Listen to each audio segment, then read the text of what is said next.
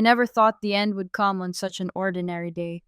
The kind of day where you drink the same lukewarm instant coffee, mop the same gray floor, and listen to the same workers complain about the same broken fans. I was on the sixth floor of the processing plant in Istanbul, scrubbing dried blood off a steel railing, when the air shifted. A strange hiss echoed from the hallway, like a whisper too sharp to be human. One of the Turkish foremen shouted something in panic, then another, and before I could make out the words, white gas, like fog, pouring from under a metal door, thick and fast. People ran, others dropped. I held my breath. I remember praying, not with words, but with panic. My chest screamed for air. My arms went numb. The mop fell. I stumbled backward, but the white fog reached me, and I breathed it in. It felt like fire and ice crawling down my throat. My knees hit the floor. I remember the linoleum was cold. Then suddenly, I wasn't touching the ground anymore. I was floating, not like flying, no joy, no sense of control. It was like being pulled by a giant invisible magnet. I looked down and saw me, my own body, still, my arms twisted unnaturally, face frozen mid-gas. People were screaming, some were carrying others, but no one saw me anymore. Then, silence. All at once, the world vanished and I was surrounded by blackness. Not darkness like night, this was thick, crushing black, like the inside of a sealed tomb. I tried to speak, but no sound came. I didn't feel alone, though someone was near, watching. From somewhere far above, I heard what I can only describe as a trumpet, not metallic, but majestic, like something that split eternity in half. Then a voice thundered, not loud, but final. A voice that didn't come through ears, but through every atom of my soul. All shall be judged. I wanted to hide, to plead, to run. But where could I go? There were no walls, no ground, only that terrifying command, and the certainty that it was meant for me. I thought I had more time. I thought judgment was for the murderers, the monster, not for someone like me, a house helper, a quiet woman from Bulacan, just trying to survive. But in that moment, I realized something horrifying. Judgment is not for the wicked alone. It is for all, even for those who believe they're good enough, even for me. And it had begun. It didn't feel like I was walking. It felt more like being carried without being touched. Like my soul was being drawn towards something that had existed before time began. The darkness around me slowly peeled back like a heavy curtain, and before me stood a throne, not made of stone or ivory, but of pure, living light. It radiated power, not the kind that crushes, but the kind that reveals. Every inch of that light reached inside me, not just through flesh, but through memory, thought, intention. But there were no eyelids. I tried to speak, but I was no longer a body, just a soul, naked before something infinitely holy. I couldn't see him fully, not with eyes, but I knew. I knew he was there. The one who sat on that throne was not like anyone or anything I had ever encountered. He wasn't just a judge. He was justice itself. I trembled, not from fear like we feel on earth, but from a knowing that I was standing before the origin of all things good, all things true, and that every molecule of my being was known. The space was vast, endless, and I wasn't alone. Behind me were multitudes, a sea of souls stretching as far as thought could go. They stood in silence. No one moved. No one dared. Every spirit stood upright not by strength, but by divine command. We were all drawn here by something we could not resist, something that had been written from the beginning. Then the voice spoke, not with rage, not with thunder, but with authority so absolute it made everything inside me fall to its knees. It didn't feel like I was walking. It felt more like being carried without being touched, like my soul was being drawn towards something that had existed before time began. The darkness around me slowly peeled back like a heavy curtain, and before me stood a throne, not made of stone or ivory, but of pure, living light. It radiated power, not the kind that crushes, but the kind that reveals. Every inch of that light reached inside me, not just through flesh, but through memory, thought, intention. But there were no eyelids. I tried to speak, but there was no mouth. I was no longer a body, just a soul, naked before something infinitely holy. I couldn't see him fully, not with eyes, but I knew. I knew he was there. The one who sat on that throne was not like anyone or anything I had ever encountered. He wasn't just a judge, he was justice itself. I trembled, not from fear like we feel on earth, but from a knowing that I was standing before the origin of all things good, all things true, and that every molecule of my being was known. The space was vast, endless, and I wasn't alone. Behind me were multitudes, a sea of souls stretching as far as thought could go. They stood in silence. No one moved. No one dared. Every spirit stood upright not by strength, but by divine command. We were all drawn here by something we could not resist, something that had been written from the beginning. Then the voice spoke, not with rage, not with thunder, but with authority so absolute it made everything inside me fall to its knees. I am the one who searches hearts. I know the secrets of men. Before me, nothing is hidden. The words didn't echo.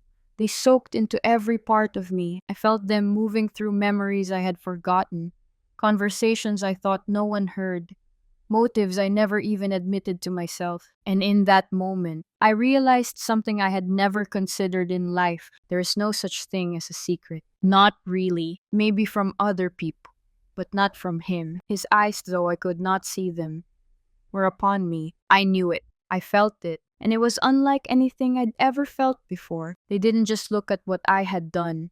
They looked at why I did it. They looked beyond my explanations, beyond my culture, beyond my excuses. They looked into what I truly loved, what I truly feared, what I truly believed. And that was when I began to feel the heat, not from fire, but from exposure. My soul was exposed. I was known, fully, without filter. And I could feel the weight of every moment I had chosen myself over others.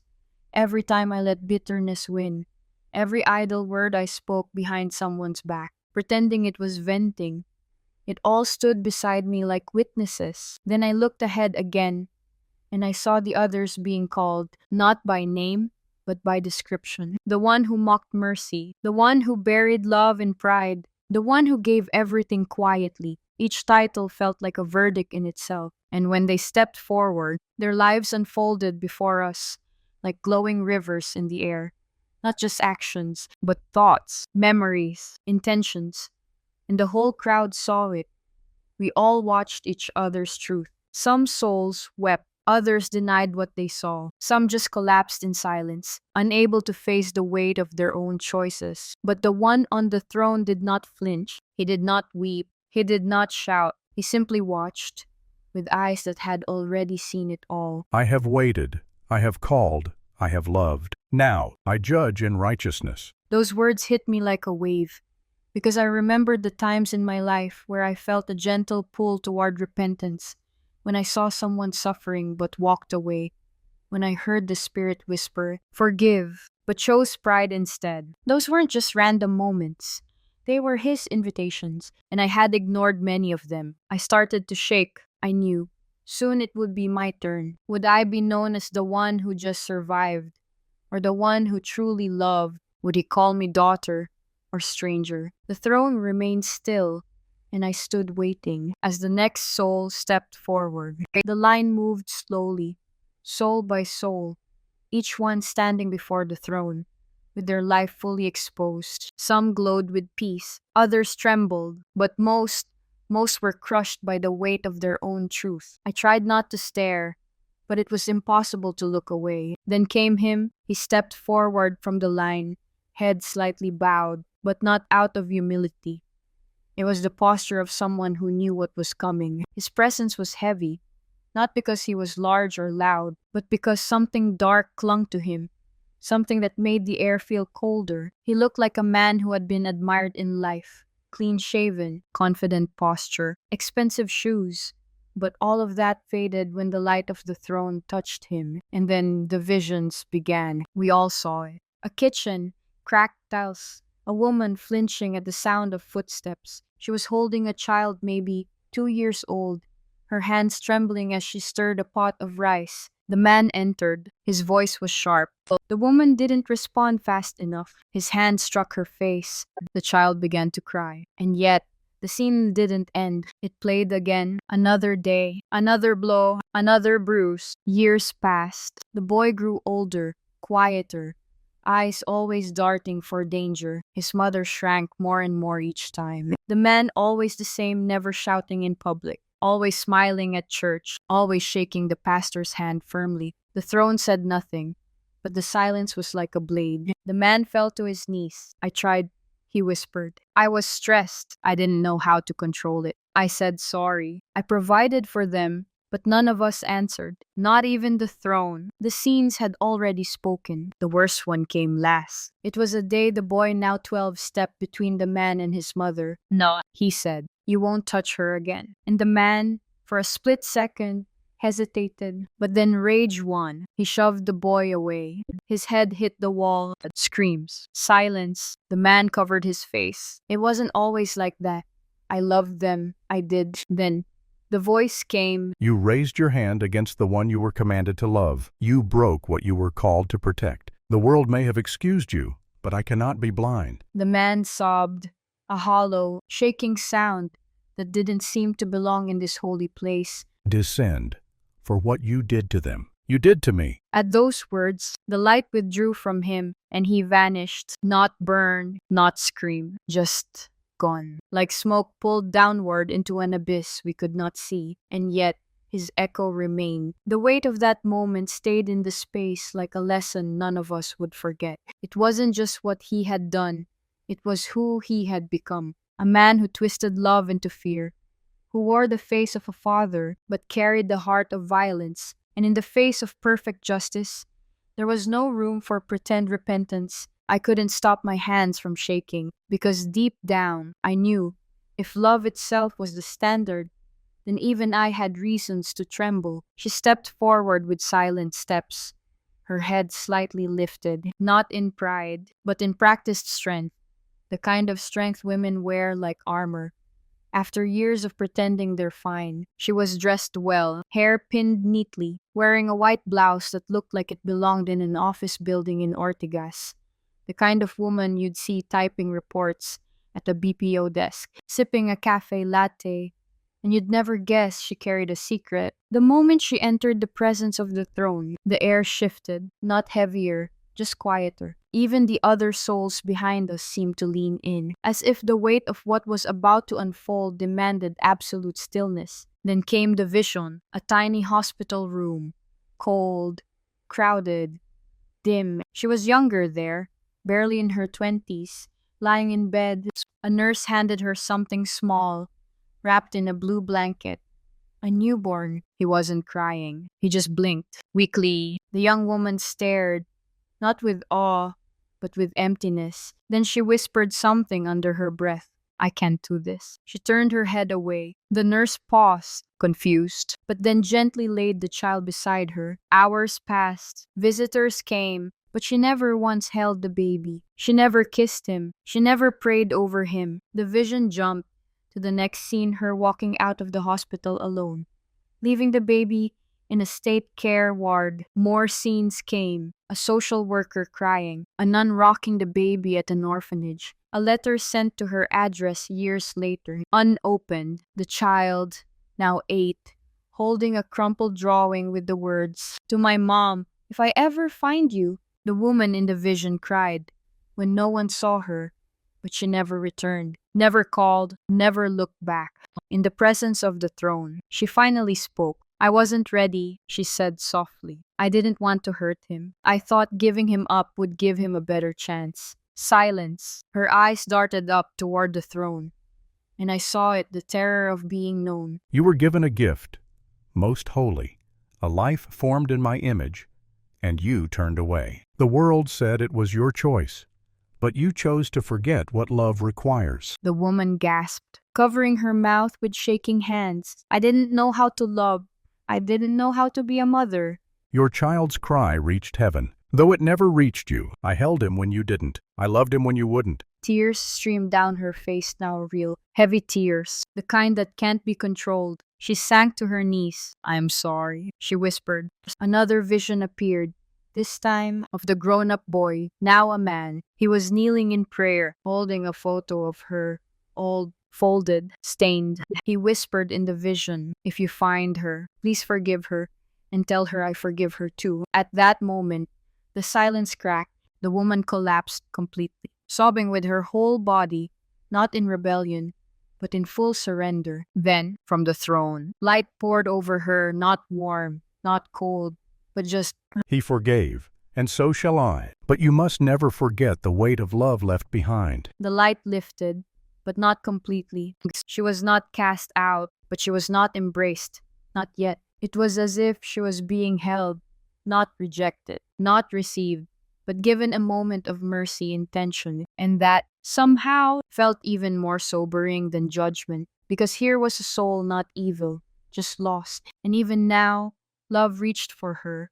But with the cost still visible, I stood trembling, because I remembered the time I ignored someone crying.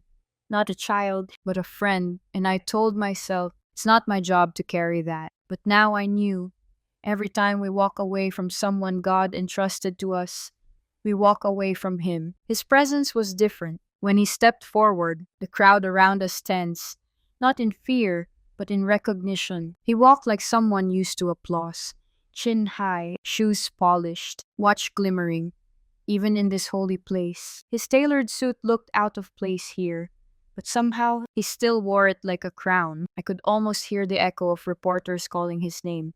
The camera flashes, the interviews where he smiled like a savior of the poor, but as he stood before the throne, something shifted. The light that had once reflected off his success began to strip it. The wealth didn't matter now. The reputation didn't matter now. He was no longer Sir or CEO, just a soul naked before eternal justice. Then came the visions, a boardroom, air-conditioned. He sat at the head of the table while employees stood quietly, papers in hand, fear in their eyes. One woman, heavily pregnant, pleaded for her contract to be renewed. He didn't even look at her, just waved his hand, and she walked out in tears. Another scene, an old man selling vegetables outside the company gate. The guards were ordered to clear him out. He's bad for the brand, the executive had said. More scenes unfolded. Bonuses cut, benefits slashed, workers laid off by the hundreds, while company profits soared.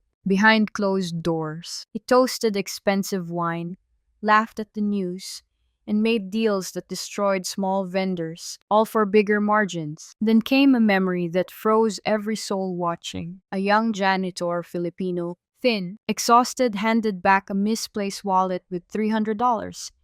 And I'm sure I've been inside. The man took it back with a forced smile, then fired the janitor 2 weeks later for poor performance. In the next frame, we saw that same janitor 2 years later, dying in a hospital bed, alone, still wearing his old uniform, still praying. I felt my throat tighten. This wasn't just greed, this was cruelty masked in success, power used like a hammer. A man who wore designer suits while children in his factories wore worn-out slippers and coughed from chemical dust. The rich man now looked shaken. He raised his hand slowly. "I created jobs," he said, his voice softer now. "I gave to charity. I built foundations."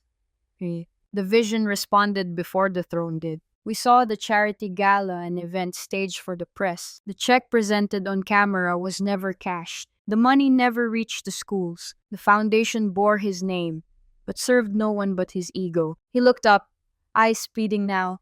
"I didn't know. I thought it was enough." Then came the voice. You used silver to build your throne, and wine to drown your conscience. You cloaked injustice in excellence. But I saw through the fabric. The one you despised is the one I loved. The poor man you ignored stood closer to me than you ever did. His knees buckled. For the first time, the pride was gone. He collapsed, not in repentance, but in despair. Not because he didn't believe, but because now he finally saw what he had chosen to ignore. You were blessed, but you turned blessing into power, and power into a weapon. Then the final words fell like thunder, wrapped in sorrow. Justice shall not be bribed. Descend. And he did, just like that. He vanished, not with fire, but with silence, a silence that felt like the earth itself had stopped breathing. I stood frozen. I had never been rich, but I suddenly questioned what I had done with what I had. Had I given when no one was looking? Had I shown mercy when I had the chance? Or had I hoarded little things in my hard time? Help telling myself. Because maybe the throne wasn't measuring how much we had, but what we did with what we held. When the throne called again, no one expected it to be her. She was small, maybe just over 5 feet, shoulders curved by years of carrying weight life never meant her to bear. Her slippers were mismatched, her skirt torn at the hem, and yet she stepped forward with the dignity of a queen, not proud, but certain, like someone who had been invisible her whole life, but never bitter about it. In her right hand, she carried a ladle, not a weapon or a tool of greatness, just a simple instrument of her trade. Her fingers were thick, calloused, but gentle. I recognized them immediately. They were the kind that had stirred taho for decades, those warm cups of silken tofu and sago that greeted generations of sleepy children on early mornings across the Philippines. I could almost hear her voice echoing in the narrow alleyways of Tondo or San Andres. Taho, taho. But now she was silent, standing before the throne of judgment, her ladle still in hand. Then came the vision. Small rented shack with a rusted roof. Inside, a pot bubbling softly, and a woman stirring taho at 4:00 a.m. while whispering prayers under her breath. Lord, kahit ulan mamaya, bigyan mo po ako ng benta. She didn't ask for riches, only enough to buy medicine for her nephew, rice for her cousin's children, and a few coins to leave in the offering jar on Sunday. We saw her carrying the 2 aluminum containers, one slung over each shoulder, supported by a wooden stick on her back. The streets were still dark, but her footsteps were steady, rain or heat. She showed up, always. More scenes came. A young student with no lunch money. She gave him taho for free and slipped a banana into his pocket. A crying mother at the corner of a public hospital. She sat beside her without asking questions, handed her a warm cup, and simply said, "God still sees you." No cameras, no applause. No one ever tweeted her story, but heaven had not forgotten. Another day she saw a group of drunk men mocking a street preacher near the plaza, while others ignored it. She walked up quietly, stood beside the preacher, and offered him taho with both hands. She whispered, "May nakikinig. Ako isa doon." Tears ran down the preacher's face, and she just smiled, bowed slightly, and walked on. I was undone. I had never seen someone so ordinary live so beautifully. Then the voice came. You were never on stage, but you carried my presence in the streets. You fed the hungry, comforted the lonely, and shared what little you had with joy. When others rushed, you stopped. When others passed by, you saw. And when others forgot me, you remembered me in your routine. The woman covered her mouth, shaking, not in fear, but disbelief. I didn't think it meant anything. It meant everything to me. She dropped to her knees, overwhelmed, and then the light came. It wasn't like the harsh light that had burned away the pride of others. This light was warm, golden, like the sunrise she had chased every morning of her life. It wrapped around her like the arms of a long-lost father. Her clothes became white, but still bore the character of her life. Simple, worn with purpose, filled with glory. Her body straightened, her face beamed. The years of exhaustion fell off like old garments. She glowed, not with status, but with worth. Enter, my beloved daughter, the streets of heaven. Remember your steps. She stood tall now, her ladle still in hand, as if even in eternity she intended to serve. As she walked toward the gates of glory, I heard something I hadn't expected in this holy place.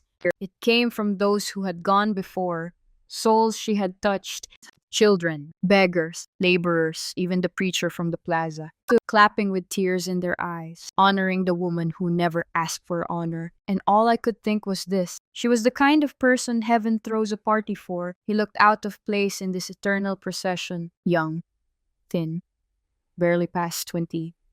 hair neatly combed, but his shoulders slightly hunched, as if he had carried something heavier than his years. He wasn't dressed in robes or suits like others before him, just a simple white barong over black slacks, the kind students wear on graduation day in provincial colleges. As he stood before the throne, he trembled, not from guilt, but from the memory of all the times he had stood alone. Then came the vision, a narrow alleyway in Quezon City, a makeshift pulpit made from stacked plastic crates. He was holding a Bible worn and taped together, his voice trembling as he preached to a group of teens loitering near a sari-sari store. Jesus loves you, even if no one else does, he said, almost too softly. One of the boys laughed. Another mocked him in Taglish. Pastor Pastoran. The others jeered. Some threw empty wrappers at him, but he didn't stop. He just closed his eyes and kept preaching. Another scene, inside a high school classroom. He was sitting alone during lunch break, reading the Bible while others scrolled their phones. A girl walked by and snickered. Huh? He just smiled. Then another, a bus ride, an old woman coughing beside him. He offered a lozenge and asked gently, "Can I pray for you?" She wept. "You're the first one who's ever asked," she whispered. And again, a Bible study under a mango tree with 5 little children. He brought snacks he bought with his own allowance. One of the boys said, "Curry." He laughed, because Jesus was kind to me first. There was no spotlight, no audience, no applause in his life, only rejection, loneliness. But still, he kept showing up. Then came the most painful memory. He stood in front of a small group of friends, his college classmates. "I just want to share something real with you," he began. But they rolled their eyes. One of them, his best friend, stood up and walked out. "Don't preach at us, bro. You've changed." The young preacher looked down at his hands and whispered, "I'm not better than you. I just found hope." That hope cost him everything, friends. Popularity. But he never complained. Standing before the throne, his hands shook, not because of fear, but because this was the first time he had ever been seen. Then the voice came. You were mocked for my name, and still you chose me. You preached when no one listened. You prayed when no one cared. You loved when you felt alone. I was with you when you stood in the rain. I was beside you in the hallways of silence. The young preacher fell to his knees, sobbing, not the way the guilty did, but the way the faithful break when love finally answers. "Lord," he whispered, "I wasn't perfect.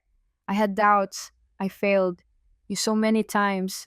But you always came back, and you never gave up. You are my faithful servant. Enter the joy of your master." Light descended, not blinding, not overwhelming, but affirming, like the warmth of being held by someone who saw your entire life and still smiled. The young man rose to his feet.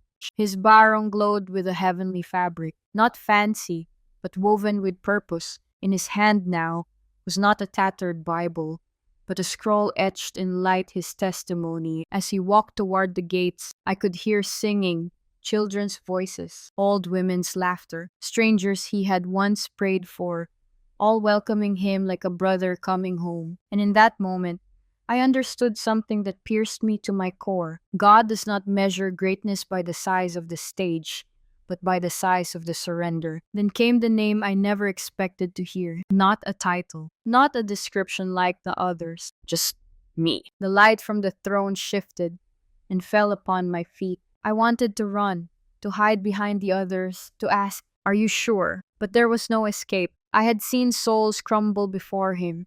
The guilty, the self-righteous, the forgotten, the faithful. And now it was my turn. I stepped forward, trembling. I had no accolades, no ministry, no fame. I hadn't written books or built churches. I was just a cleaner, an OFW, who scrubbed factory floors in Istanbul to send money home. I wasn't wicked, but I wasn't remarkable either. I had survived, worked hard, cried in silence. Would that be enough? Then came the visions. The time I held my anger when falsely accused by a coworker and whispered, "God knows the truth." The morning I packed an extra piece of bread just in case someone on the train looked hungry and quietly handed it without waiting for a thank you. The moment I sat beside a Turkish woman whose husband had died, though we didn't share a language, I held her hand until she stopped shaking. Then the memory I had forgotten, the night I knelt in the bathroom stall, overwhelmed by loneliness, and said, "If you still hear me, I'm tired." And he did hear. Scene after scene played moments I thought were insignificant. Prayers whispered half-heartedly. Kindnesses that never made it into posts or journals. They were all recorded, but so were the other moments. The night I lied to cover my mistake, the grudge I nursed in secret, the pride that whispered, "At least I'm not like them." Shame rose in my chest. I lowered my head. "Lord, I wanted to follow you, but I failed so many times." I got tired. I tried to be good, but I couldn't finish. I know. I saw every step, even the ones you took with a limp. I saw you fall, but I also saw you rise. You didn't walk perfectly, but you walked toward me. Tears spilled from my eyes, but I was so weak. And my strength was made perfect in you. I sobbed, not because of guilt, but because of grace. I expected condemnation, but he gave remembrance. I expected silence, but he spoke my name with gentleness. You were never invisible to me. I was with you in every empty room, every long shift, every quiet sacrifice. Not by your works, but by my blood. You are mine. The light burst around me, not burning, but healing. Every burden I had carried melted. I felt years of sorrow leave my soul like vapor. I stood not as a forgotten worker, but as a redeemed daughter. Welcome home, Marielle. And at that moment, I saw him, not filled with fire, but with tears. Tears for me. He opened his arms, and for the first time in all eternity, I was finally home.